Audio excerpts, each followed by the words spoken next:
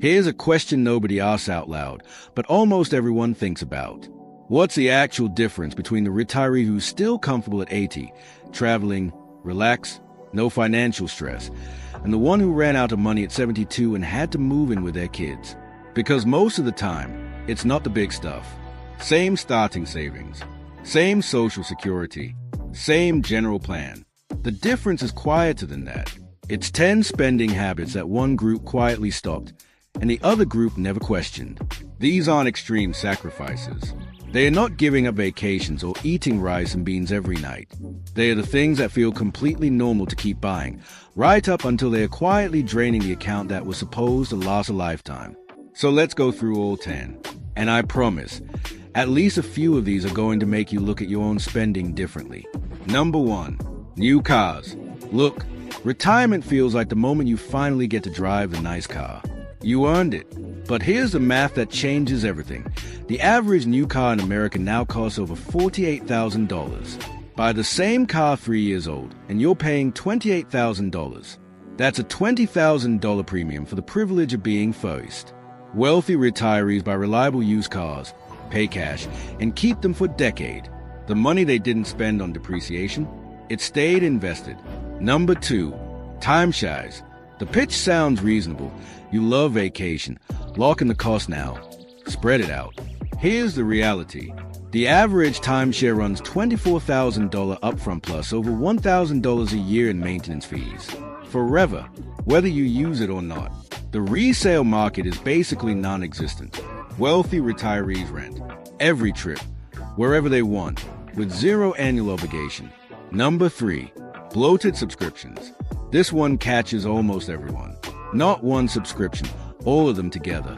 Streaming, cable, satellite radio, cloud storage, meal planning apps, magazine bundles.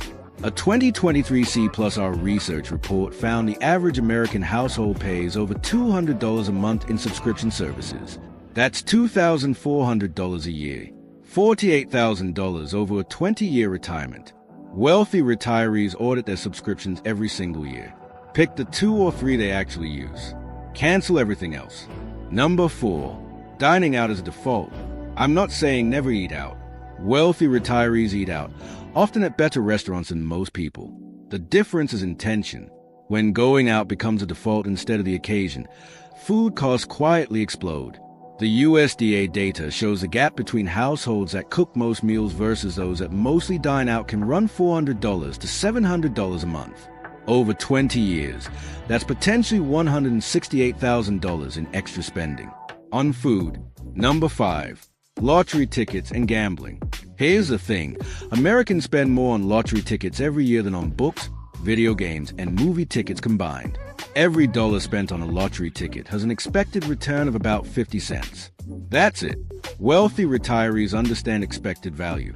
They know the compounding game beats the lottery every single time. The person who puts $50 a month into an index fund instead of scratch tickets ends up in a fundamentally different financial position after 10 years. Number 6, extended warranties. The washing machine breaks.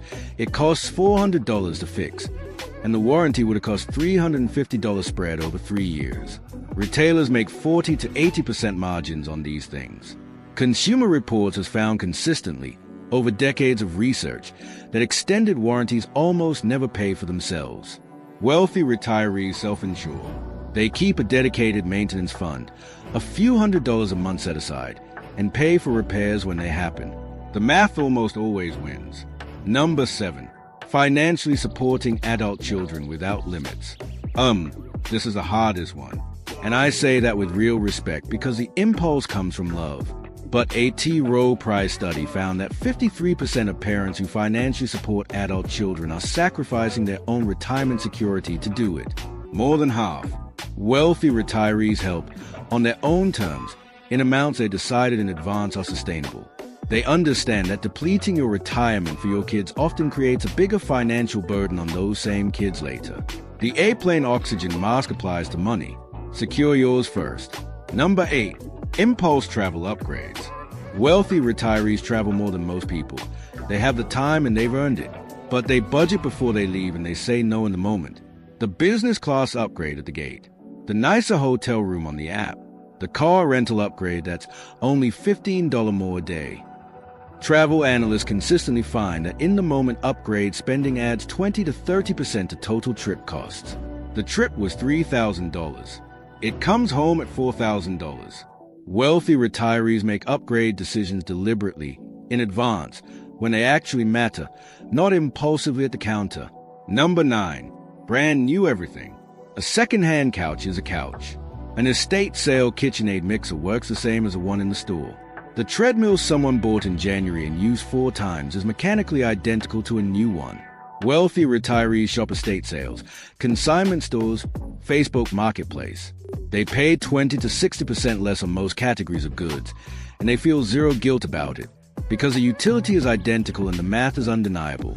Number 10. Financial complexity they don't need. Here's the one that surprises people most. As money accumulates, there's a pull toward complicated products, actively managed funds with high fees, annuities with surrender charges, life insurance pitches investments, alternative assets that require a law degree to understand. Wealthy retirees are aggressively suspicious of complexity. Warren Buffett has said for decades his strategy fits on an index card. John Bogle built Vanguard on one idea: simple, low cost, leave it alone. Every time someone pitches a complicated product with a compelling story, the answer from wealthy retirees is almost always the same: no thank you. Because in personal finance, complexity is almost always sold to benefit the seller, not you. Here's what ties all 10 of these together. Wealthy retirees aren't tighter with money than everyone else. They are clearer. They got very deliberate about one question: does this spending actually buy me something real? Or is it just what people do? The new car doesn't buy happiness. It buys depreciation. The timeshare doesn't buy flexibility. It buys obligation. The financial complexity doesn't buy better returns. It buys someone else's fees. Every dollar they didn't spend on those 10 things stayed invested, stayed compounding, kept working quietly in the background while they lived their lives. And over a 20-year retirement, those quiet dollars are the entire difference between the person who's secure at 82 and the person who's scared. You don't need a massive starting number to be that person. You need clarity. Look at your spending. Ask the honest question. And start making the quiet decisions that don't impress anyone on the outside but compound into real freedom over time. That's the whole thing.